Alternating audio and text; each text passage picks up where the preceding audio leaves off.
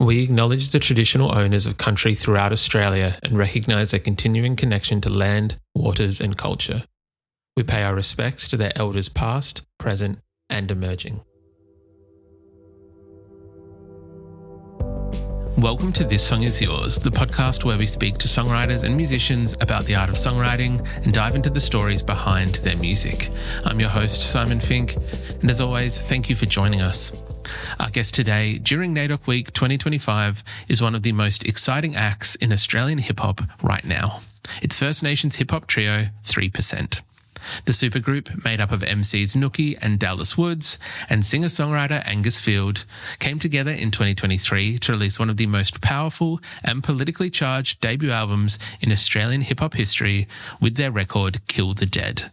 Tracks like Our People featuring The Presets, BNP and Won't Stop featuring Jessica Malboy struck a chord with listeners across the country, earning the group 4 ARIA nominations and taking home 2 awards on the night, including Best Hip Hop Release. They've also picked up nods at the AIR Awards, the NEMAs and the J Awards, further cementing their place as an essential voice in Australian music. Last Friday, 3% returned with their first piece of new music since that album, a powerful single titled Our Greats, celebrating Black excellence and paying tribute to those who paved the way for today's generations. In today's episode, we're welcoming Angus Field to the podcast to talk all about this brand new single and the inspiration behind Our Greats. We chat about the incredible success of Kill the Dead and how it resonated with audiences, discuss what's next for 3% and plans for new music.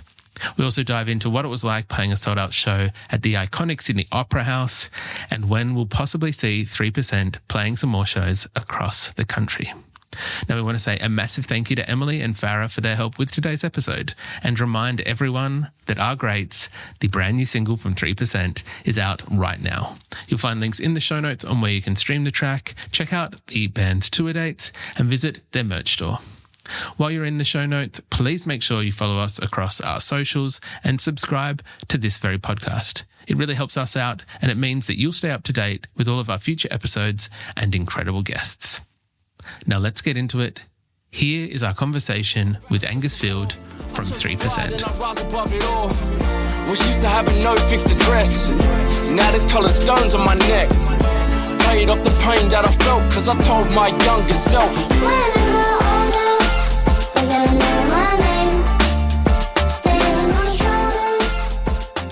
Please welcome to This Song Is Yours, Angus Field from 3%. Angus, hello sir, how are we?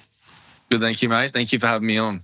My absolute pleasure. Thank you very much for coming on and chatting about a new single from 3%. Very, very exciting. It's a little bit of a surprise. I know that we're kind of in the midst now when people are going to listen to this conversation. It'll be in the middle of NAIDOC Week, but it was a nice way to kick it off with a bit of a surprise track from 3%. Congrats on this brand new single.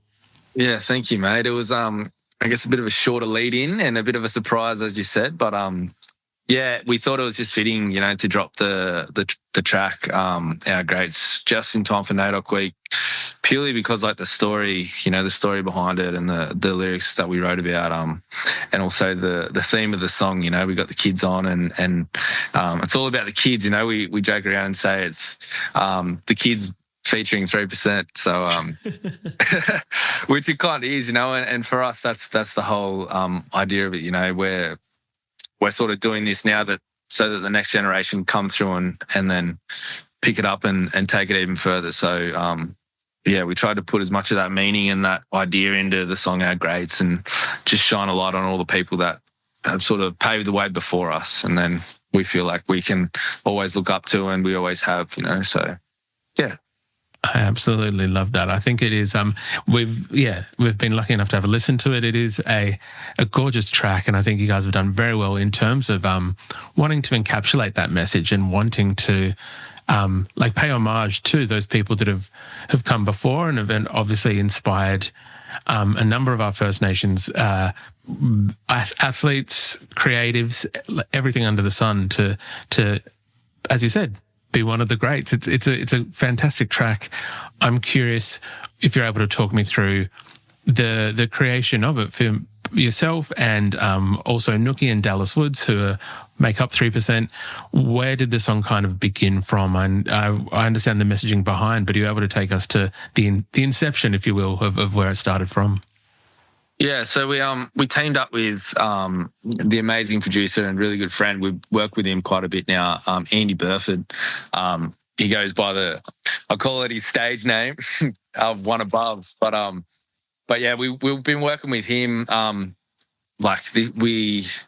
was last year, and he brought this track to us, and we got in the studio and just had the idea of the hook.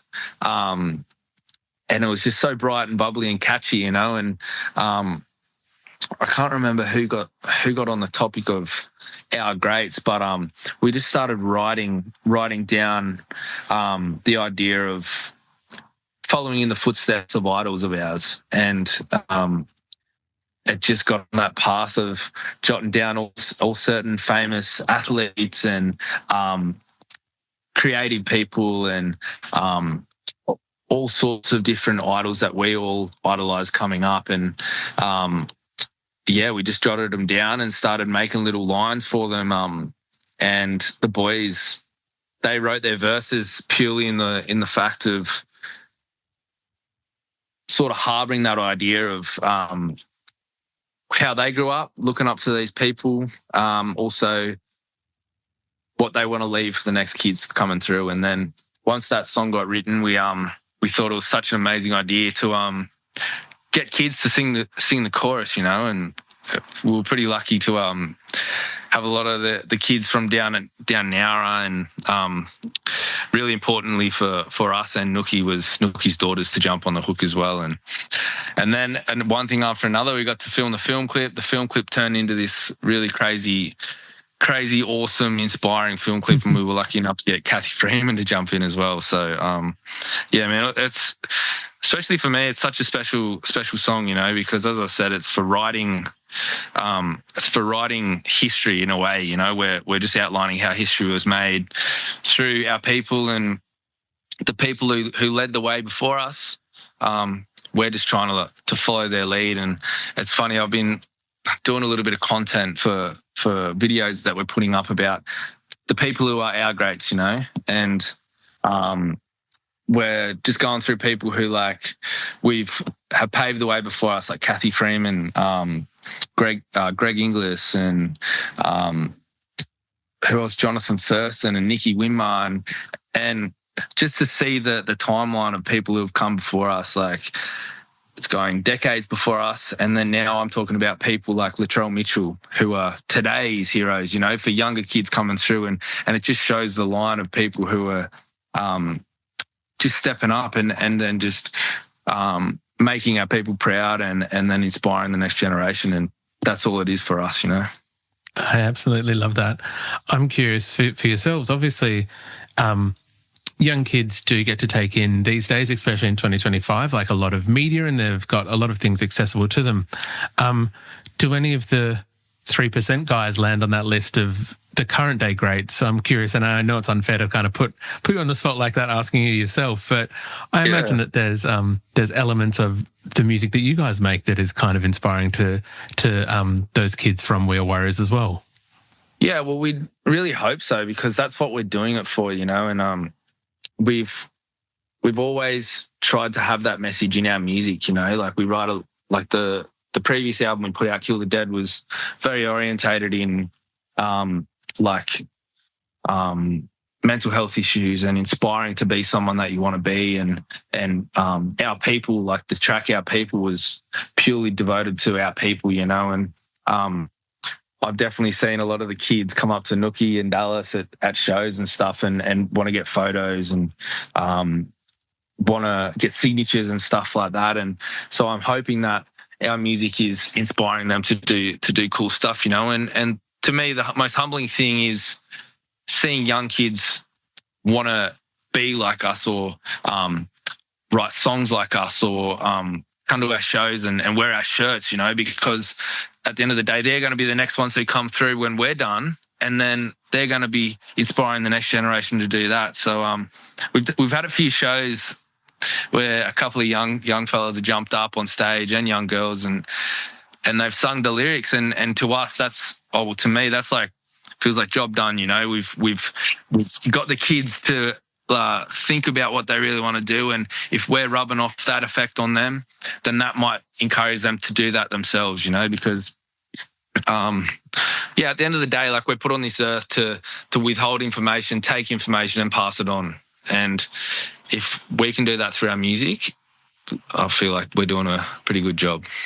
I would 100% agree with that. I think for anyone who's listening who maybe hasn't heard, and please do yourself a favour if you haven't, the album that you mentioned, Kill the Dead, was the brilliant debut record from the band, coming out in 2023, I believe, and then nominated for a number of ARIAs last year, took out 2 at the ceremony. I would love to, I guess, get a snapshot into yourselves and the guys' mind in terms of whether what you thought or the anticipation that you had for the record, and obviously it was a resounding success. Curious for you guys, were you surprised by it landing the way that it was and people connecting with it the way that they did? I mean, we were just starting out, you know. We were only fresh. We've only been together for just over, gosh, it'll be coming up to 2 years, I think we've been together. And yeah, the accolades that we got from that album, you know, like I think it was accustomed to we said what we wanted to say and we weren't sugarcoating anything. We were saying what we believed in, and we wrote songs about what we actually wanted to say, and we wrote songs from inside of us, you know. We weren't there wasn't any smoke and mirrors. And me myself, just like coming from a small town on the North Coast, you know, like to get ARIA nominated, that was a big surprise for me, because I used to look at the ARIA Awards on telly and just think that was like the pinnacle of music in Australia. And then to be nominated for 4 of them in first year with 3% was a surprise for me. But in terms of the album, I don't know if we were so much writing it to just get those accolades, you know. We definitely weren't. We were writing it because we had something to say. And starting it off with Our People, that was a track that we come together and Nooks come with the idea, like, I need to write a song about this. And it was youth incarceration. And we all just got in the studio that afternoon and it just all fell out and the pieces pulled together, you know. And then that was, I feel, the perfect track to start 3%, and then the rest of the songs leading into the album. So yeah, definitely for me, I was surprised being ARIA nominated, because I just was, as I said, young kid from Coffs Harbour, but I definitely feel like we had the meaning in the album must have just resonated with the people, and it had something different, I feel. And it was a moment in time, you know, where we had something to say and we really said it. So yeah. Yeah, agreed. It is a fantastic album. It obviously worth all the accolades that it kind of received across, I believe, the ARIAs. I think FBI Radio, I think Triple J or Double J had some high reviews for it as well. It might be a bit of an obvious question, obviously, with Our Greats coming out now, and Kill the Dead coming out in 2023. Are we currently working on new music within the band? Yeah, man. And are we allowed to talk about it? Yeah, well, I can tell you we're working on new music. I can't tell you, we haven't decided on what caliber or like what like package we're going to release that in. But yeah, we've been writing music, man, and I'll tell you, like, I'm really excited for what's to come with this year in the terms of music releases. We learn a lot, you know, like we learn a lot from that last album, you know, and we've all come together and we've agreed, like, we are who we are. We still believe in the same things, and that's not going to change. Our message isn't going to change. We're still going to be proud of who we are and chest out and stand up for what we believe in. But we're going to try a few different things as well, you know, in terms of the musicality and the sonic side of the music. So yeah, I'm really excited to see people's reaction of what's going to come out in the near future, man. That is terribly exciting to hear. We will make sure that whatever it is, in whatever kind of format it comes in, we'll share it across the podcast socials. Thank you, man. Of course. What is that? We won't get anyone into trouble. We won't talk about that new stuff, but more so the general kind of creative process for the three of you. How does that usually work in terms of coming in with an idea, either for the song's themes or the lyrical content or like the sonics? Yeah, well, it's a weird thing, man. Like and I can speak for the boys with this too. Like I've never created music quite like I have with 3% and like the other two fellas, and they say the same thing. Obviously, like the boys are incredible songwriters, man. Like the first time I did a session with them, which was the start of 3%, they absolutely like blew my socks off with their writing capabilities. But it was always a bit of a difficult thing because we all live in different parts of the country. Like I'm in up on the Northern Rivers, New South Wales. Nooks is in Sydney. Dallas is in Castlemaine. And you can't just pop around the corner and have a little writing session, you know what I mean? So, but we make the most of it when we come together to write songs, and a lot of the time we'll come up with ideas that we've made and then we'll send them off into our like group chat, and then we'll start working on them, writing stuff. And then when we come together, we seem to always just work and then knock out 4 or 5 songs in one session, you know what I mean? But the ideas have definitely been sent through usually, and we've been like hearing them in our heads and writing over them on our own. And then when we come together, we just put the pieces together. Other times we will come together and say Nooks is a classic with this one. He'll have a heap of ideas up his sleeve and then he'll just pull them out in the session, and then we'll just get to work and start writing on them. Yeah, but that's the usual way, man. Like, but then in terms of like our people, we wrote that in like 2 hours, just on we all happen to be in Sydney at the same time, and it was just an afternoon, and we just come together in the session and wrote the song within 2 hours. The song was done, and that was why I feel a beautiful moment in time, and yeah, it certainly got heard the way we wanted it to be heard. I feel like sometimes really, really good art, whether it's music or visual or whatever it may be, sometimes it's not, the thousands of hours laboured over it. Sometimes if it's good and the intent is pure and the execution is good, it does, as you said, like 2 hours and you kind of know the quality of what you've got. Yeah, absolutely. And I feel like that's something that the boys taught me. I used to, when I was just a young fella, I would try and work on songs for so long, and I'd probably get to the end of it after writing a song and being on the same song for like 2 weeks, and I'd still wouldn't be like content with it. But the boys told me, they just said, write an idea, bang. As soon as that idea is down, that's that idea for the song. It may not be the best, but the two things with that is you'll write them quickly, and then eventually the melody and the song will line up and the idea will line up, and then it'll be actually a good song, So yeah, I learned that from the boys, and I feel like that's what we do. But the boys are so talented with their songwriting, and they blow me away every time. There's a lot more of like better ideas, I feel, with the boys than not. So yeah, I feel like in the moment, writing in the moment and writing together with really good people is paramount for a good song to happen. I'm very excited. Just discussing this, I'm so super excited to kind of see what you're alluding to before with that new music. Recently, the band was able to play a Vivid Festival in Sydney, and I believe you guys took the Sydney Opera House, which is a decent room to kind of be able to showcase these songs in. How did that play out? It was awesome, bro. We just come off a big show as well in Bustleton, which was Triple J One Night Stand. That was an incredible show, and then we flew back over to Sydney, and then there was just like the cherry on top. You know what I mean? We got to play at the Opera House, and we sold it out too. Like that was a big thing for us, and yeah, it was so cool. Like there was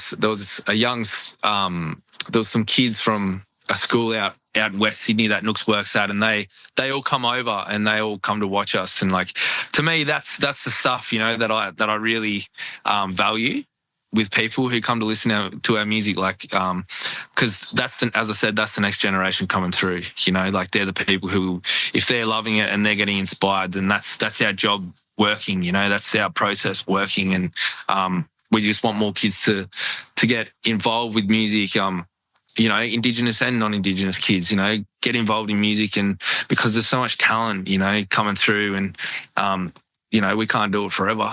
We'll try, but you got to get that next generation to follow it up, and the amount of talent that's coming through as well is, it blows me away. But yeah, the Opera House was an incredible show. We had got like heaps of kids there, like got them up on stage singing. We performed our greats on stage, Nooky's kids, and another girl from the who sung the chorus in the kids choir. They got up and sung the chorus, did me out of a job, and it was a really nice show, man. There was a lot of family there as well, and I had some friends who actually came all the way down from Coffs Harbour to watch it. So it was a special show. And also in the Opera House, brother, it was a spin out playing in the Opera House. So, yeah.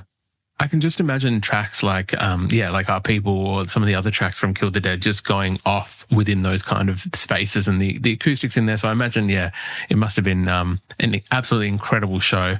I know that yourself and the guys have, I think, only one more currently on the books that's to the public. There's only one more date on the website at the moment, I think in October, for Dream Aloud Festival. Are we expecting any more touring or any more shows this year at the moment? Yeah, I dare say we will, brother. We're actually playing a little sneaky gig. I guess it's not sneaky anymore, it's public now, but NAIDOC in the City. We Are Warriors are putting on NAIDOC in the City. We're playing that on Thursday. So, I'm excited for that, That's another thing too, we live in different parts of the country, but every time we get together to play, we're always excited to see each other, because we're, at the end of the day, we do music together, but we are really we're just brothers. And we're always feel the same, we're excited to see each other. We get really excited, and it's a magical thing. It always has been a magical thing, 3%, in terms of creativity, friendship, performing on stage, and it's like a brotherhood, and I'll be flying down to Sydney tomorrow, seeing the boys, and playing NAIDOC in the City, and then we always get booked coming up down the track, you know what I mean? So I'm sure there'll be a few more shows popping up. Love to hear that as well. We were lucky enough to catch you guys at the ARIAs, and it was such an incredible kind of live thing to witness in person. And so hopefully, anyone who is listening and you do get the opportunity, try and catch 3% when they are touring. I'm very curious, Angus, just if we're able to a little bit touch on your introduction to music and where you got, introduced to the act of songwriting and kind of making music. Man, I got taught how to play the guitar at a very young age. So my dad played in bands all through my childhood, and he's obsessed with music and playing guitar, and he's really good at it as well. And I learned how to play guitar at a very young age, and then coming through high school, I also love to sing. Whether I was good at it was another story, but I just sort of kept singing, kept trying, and kept singing. I just turned into loving it, and then I got obsessed with writing songs, just writing on my acoustic guitar and playing songs like that. So that's where I sort of, the grassroots of my songwriting came to a head. And then, as you do, you go on sort of paths of different styles of music that you like. And I started trying to write different things and play different things. And, I was just playing sort of pop music and writing pop music at the time that I met the boys, and then I turned into a hip-hop singer and writing hip-hop tracks, and I never thought I would do that, but it's sometimes the craziest things in life are the most beautiful things, and I feel like that this is one of those instances. Just at a young age, just started writing and trying, same as everyone does, you just start trying to write songs. Not every song's good, but I had a real passion for it and I really love doing it. And I use it as a bit of a medicine as well, I used to, struggle with some anxiety and stuff when I was growing up, and music was always my little release. I'd go and write songs in my bedroom, and that was the big thing that kept me driven to keep creating and keep writing new stuff, because I would always lean on that to take my mind off all the other stuff that was happening. And if I was feeling anxious, my mum would tell me, go to your room and get on your guitar and write a song. And without a doubt, that would always make me feel better. So yeah, that's a bit of an introduction to where I started with songwriting and how I got into it. Do you think that it's something that you mentioned just in the middle there, which I thought was really interesting? Do you think that now having this experience with 3%, whatever happens with both the band and your own solo project moving forward, that elements of both maybe will be pulled into one another? Yeah, absolutely. Like I've dabbled in it now and I love it. Like it's definitely a part of me now. And that's the thing with music. I feel like you can never stop learning with music. You can always try different styles. You can learn different things, and it all just ends up being another feather in your cap, and that's how musicians develop and they start to become better musicians, is they learn different styles and they try different things. And some things they may flat out not like, but they'll always have that thing that they've learned and they can always call upon that. So, that new music that we're writing on, you might see a little bit of it. You never know. But it's a part of me now, and I'm very grateful that I got involved in hip hop music, and 3% definitely been a big impact on my life and my music career for sure. Look, that's very exciting to hear. And again, as we've mentioned, when that new music does come, we're very excited to hear. We'll make sure we share it across all the podcast socials and all other kind of channels and things like that. Thank you. Of course. We usually wrap things up asking our guests what they're currently listening to. For yourself, is there anything at the moment that's on high rotation? Yeah, Spacey Jane's new album, dude. I'm loving it. Absolutely loving it. I got introduced to McGee. I don't know if you know McGee, man, but I got introduced to him not too long ago, and I'm loving his stuff. Also, I'm a big fan of Dijon. He's an American artist. Just did a track with Bon Iver, and Bon Iver's new album is incredible, man. Incredible. So, I've been loving that sort of stuff. I have been playing a fair bit of Stormzy. Interesting, bro. Loving Stormzy. I love Stormzy's melodies, man. And it's a bit of a different one, but yeah, I've been loving Stormzy. I've always loved Stormzy and his melodies, man, and his simple chord progressions, and the way he raps as well is he makes like storylines just sound effortless. So yeah, they're probably the most frequent on my playlist at the moment, but it's always evolving, man. I'm always interested in new music, so I'm always on the lookout. Well, I kind of love the scope that you had from like Spacey Jane to, as you said, like Dijon, McGee, Bon Iver, and then, because those are all like very like intricate headphone indie, and then Stormzy is just giant, like stadium filling sound. I know, man, and that's the thing. Like people won't really know this because I've been involved in 3% now, and this is the beauty of what I said before. Like musicians can learn and evolve their musicianship, and learning to write hip hop and writing the songs in 3%. I've always had a desire to write what we write about in 3% and those issues that we've written about. But I grew up on songs and artists like Bon Iver and a bit of surf rock and more intricate stuff like that. And I feel like it wasn't really the place, but that's why 3% was such an amazing thing, because I could outlet what I was trying to write about in, I guess, under the hat of hip hop.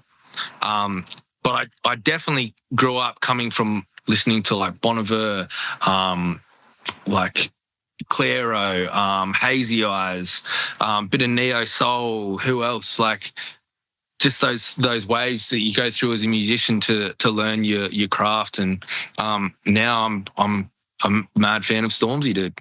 Like I never thought that would be the case, but that's the beauty of music. It takes its twists and turns, and 3% has definitely thrown me in a bit more of a hip hop direction now, which is mad. I absolutely love that, though. No, there are some absolutely classic Stormzy tracks, so I think that's totally fair.